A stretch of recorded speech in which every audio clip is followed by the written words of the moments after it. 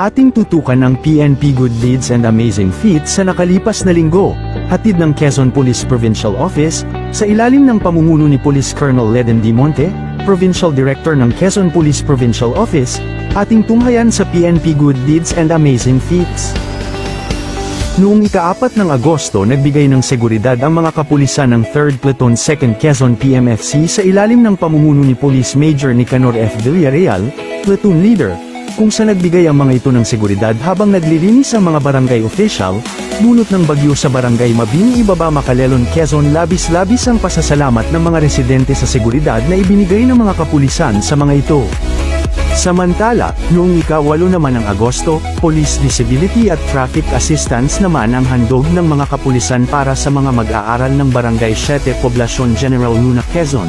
Ang nasabing programa ay sa ilalim ng pamumuno ni Police Major Rodel E. Fortinado, Officer in Charge, kung saan kanilang ainal-alayan ng maayos at sinigurong makakapasok ang mga mag-aaral sa kanilang eskwelahan ng ligtas.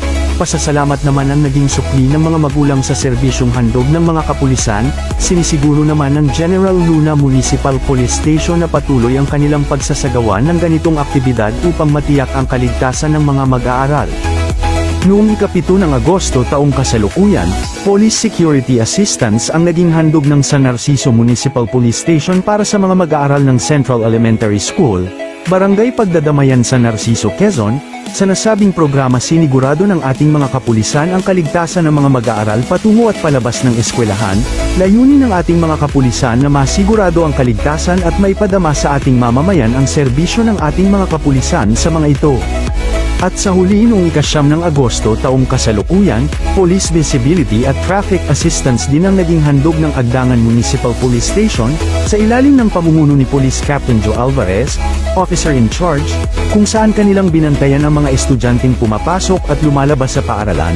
Layunin din ng mga kapulisan na mapanatili ang kaligtasan ng mga mag-aaral patungo sa kanilang paaralan. Labis naman ang pasasalamat ng magulang sa serbisyo ng mga kapulisan para sa kanilang mga anak. At yan ang ilan sa mga natatanging serbisyong publiko sa loob ng isang linggo, handog ng disiplinadong kapulisan ng Quezon Police Provincial Office, sa ilalim ng pamumuno ng masigasig nitong Provincial Director na si Police Colonel Leden D. Monte, katuwang ang mga miyembro ng Command Group at ng mga hepe ng pulisya at iba pang unit leaders sa walang sawang pagsuporta sa ating mamamayan. Ito ang Quezon Police Provincial Office, dito sa Bagong Pilipinas. Ang gusto ng pulis, ligtas ka.